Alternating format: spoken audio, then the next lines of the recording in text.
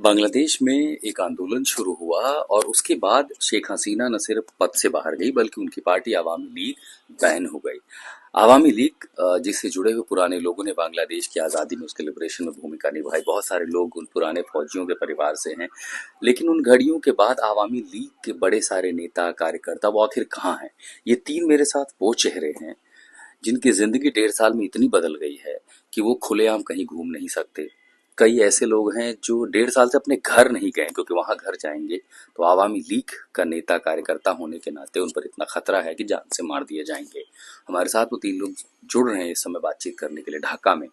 हम इनका चेहरा नहीं दिखा सकते, हम इनकी पहचान आपको नहीं बता सकते, क्योंकि उसके बाद इन पर इतना खतरा है कि संभवतः जब ये इंटरव्यू लोग देखेंगे तो बहुत सारे जो विरोधी हैं, इनके आलोचक हैं, वो संभवतः इनकी जिंदगी पर बन आएगा। इसीलिए इस लोकेशन को भी हमने इस तरह से प्लान किया कि न लोकेशन पता चल पाए, न इनके बारे में लोग जान सके। लेकिन ये तीन वो लोग हैं जो आवामी लीग में बड़े पदों पर बांग्लादेश में रहे हैं, ढाका में रहे हैं, लेकिन अब जिंदगी एक तरह की खाना बदोश हो चुकी है।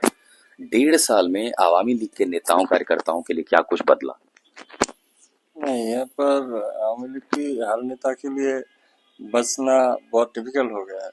यहाँ पर देखो लोग आ, कोई भी कोई भी नेता रहा है जो कभी भी कोई जुल्म नहीं किया, कोई करप्शन के साथ नहीं था, उसको भी सिर्फ आवामी लीग सपोर्टर है जो उसको देख के मॉब जस्टिस जो बोलता है और मॉब वायलेंस ये करके वो उसको किसी को मार देता है, किसी को लाइफ को थ्रेट दे। कितने दिन से घर नहीं है, कितने दिन से छुप रहे? हम तो एक 1.5 साल से हम लोग घर नहीं गया। और आपके घर वाले वो किस हाल में रहते हैं, उनसे बातचीत? हमारी जो घर वाले हैं वो भी बहुत डर से रहते हैं, हमेशा बहुत आसपास के लोग थ्रेट में रखते हैं। कहाँ है बोलो। आवामी लीग के लोगों की जिंदगी कितनी बदली है 1.5 सालों में? आपके पिता तो फ्रीडम फाइटर थे। बहुत बदली गए। मैं I can't see my father almost 1 year 2 months। मेरा घर पे अटैक हुई है, मेरा फादर के ऊपर अटैक हुई है, जो इस देश के लिए सब कुछ त्याग करे। तेरा हिज लाइफ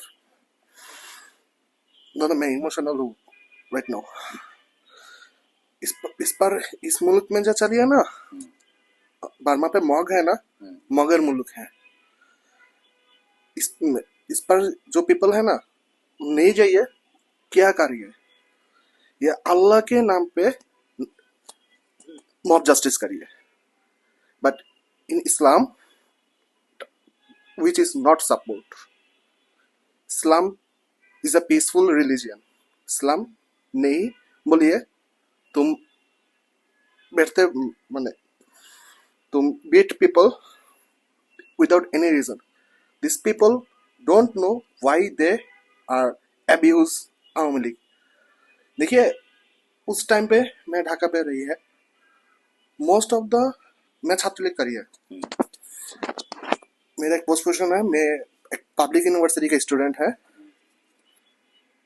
मेरा फ्रेंड यूनिवर्सिटी पे जाया एग्जाम देने के लिए, वो ऑलमोस्ट 14 months अरेस्ट हो रही है जमात शिविर एंड एनसीपी के लिए, also BNP.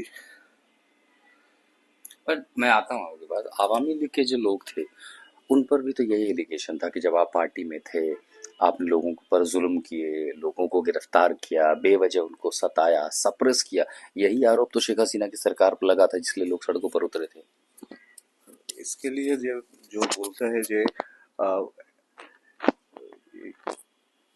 Awami League tag लगी है तो से बांग्लादेश पर नहीं था रहेगा। तो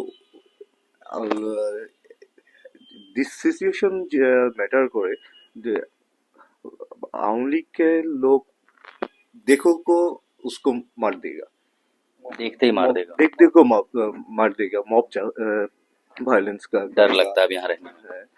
डर लगता है। तो रिसेंटली जे एक वायलेंस जे हुआ, जे मयमनसिंह में एक युवक के घर हिंदू युवक को मारा तो घर से মানে लेके आए एंड ताकि मार से गया एवं आগুন से जल दिया। हाँ, ये सब नहीं होता था पहले, जहां तक मुझे पता है पहले बांग्लादेश में कम से कम ये नहीं होता। आप लोगों ने देश छोड़कर भागने की कोशिश की?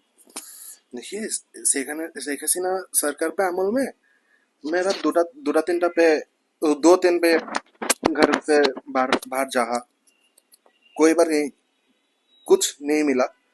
इस टाइम पे छिनताईकारी मॉब हम जहाँ जे माने हम क्राइम रेट बहुत बढ़ गया। थ्रेट बढ़ गया है। अब तो बैन लग गया है अवामी लीग पर, तो आप लोग का राजनीतिक भविष्य या भविष्य क्या होगा? नहीं, हम आपके एक सवाल की उत्तर देने से पहले हम लोग ये एक बात करना चाहेंगे कि हम लोग जो जिस आवामी लीग का सपोर्ट करता है, ये बांग्लादेश की जन्म से पहले का पार्टी है। मेरा दादा, मेरा परदादा, ऐसे बहुत जनरेशन है जो जिसे ना आवामी लीग पार्टी को ऑन किया था। तो उस हिसाब से बहुत ही आवामी लीग का हर 3 आदमी से एक आदमी जहाँ पर भी होगा, एक आदमी आवामी लीग का होगा, सपोर्ट करेगा। तो ये कैसा हुआ कि हम लोग जो मुक्ति फ्रीडम फाइट जो हुआ था, वो उस टाइम पे आवामी लीग बंगबंधु शेख मुजीबुर रहमान, वो जो लीडर था हमारे नेशन का, उसी ने फ्रीडम फाइटर का सारे क्या बोलता है इसको लीड दिया था। तो उसी टाइम से हम लोग उसके आदर्श जो है वो हम लोग धारण करते हैं, और उसी के वो जो सपना देखता था बांग्लादेश के जैसा, जो हमारे देश में कोई शोषित नहीं होगा, कोई लाचार नहीं रहेगा, और हम लोग फिनेंशियल स्टेब्लिश्ड हो गए, यही एक आशा लेकर हम लोग आवामी लीग सपोर्ट करता है। और ये दादा से, और ये भी सच है कि शेख हसीना जो भी काम किया है बांग्लादेश में, किसी भी गवर्नमेंट ने इतना तरक्की नहीं किया था। लेकिन उस तरक्की के बाद क्या हुआ? जब लोगों की आवाज दबी, उनके खिलाफ आंदोलन, अब वो भारत जाकर के बैठी हैं। अब जो आवामी, आपने कहा कि हर तीसरा आदमी आवामी लीग का, उसका भविष्य क्या है बांग्लादेश में, और बांग्लादेश का भविष्य आप कहाँ देख रहे हैं? हाँ, वही हम बोल रहे थे। आपने दोनों क्वेश्चन किया। जो किस थोड़ी भी जो जब किसी भी पार्टी रूल में रहता है तो उसके कुछ ना कुछ गलत होता है, और कुछ गलत लोग की सहयोग भी रहता है। आवामी लीग पार्टी में भी था वो, उसको हम भी नहीं पसंद करते। आवामी लीग में हर आदमी अच्छा था, ऐसा कोई बात नहीं है। जो अच्छा नहीं था उसी को आप लोग आइन जो है, हमारा जो लॉ है, उसके अंदर ले आइए, और जो अच्छा था, जिसी ने बांग्लादेश को ओन करता है, बांग्लादेश के आदमी को ओन करता है, उन लोगों को आप लोग पार्टी करने दीजिए। ये हमारा चाहत है। जब हम लोग पार्टी नहीं कर सकेंगे, जब हम लोग मैंने बोला 40% लोग आवामी लीग का सपोर्टर है स्टिल नाउ भी, अभी भी। तो आप जब नहीं देंगे तो अल्लाह जाने क्या होगा। बांग्लादेश का भविष्य अब किस ओर दिखाई देता है आपको? if the running government is continue, Bangladesh will completely destroy. Our economic is completely destroyed. यहाँ पर एक है ना मासूद, बंदर मासूद, चिटांग जेटी पे 5 और 6 नंबर घाट पे, उस आदमी पर डे 5 से 6 गटी टाका चाँदाबाजी करी है। देन यहाँ पर उपदेष्टा है ना आसिफ महमूद सजीब भैया, उसका मंत्रालय में उसका टैग है मिस्टर 10% है। करप्शन बढ़ रहा है। Exactly, corruption. उससे ज्यादा एक चीज दिखाई ये पड़ती है कि फंडामेंटलिस्ट का पावर बहुत बढ़ रहा है। रेडिकल एलिमेंट्स जो रिलीजन के नाम पर पॉलिटिक्स कर रहे हैं, वो चीजें बढ़ रही हैं। क्या वो बांग्लादेश के लिए खतरा नहीं है? यहाँ पर जंगीबाद कम्प्लीटली बढ़ जाए। शेख हसीना सरकार पे अमल में शेख हसीना हर जंगी में जेल पे भर रही है। After 5 August all the Jangis, Sarkar, removed from the jail. They सारे रेडिकल एलिमेंट अब फ्री हो गए। सारे रेडिकल फ्री हो गए, और ये जो बात आपने आपने पूछा, समझे कि 4 लोग जो रेडिकल से जुड़ी हुई है, हम 4 लोगों को थोड़ी पकड़ सकेंगे। 4 लोग को पकड़ के जब पकड़ेंगे तब 40 लोग, बेगुनाह लोग पकड़ में आए हैं, वो लोग है, ये भी सच है। ये हम लोग नहीं बोल सके कि कोई भी नहीं था। इस इसके इसीलिए शेख हसीना जो काम करता था, को 4 लोगों को पकड़ने के लिए 40 लोग पकड़ता था।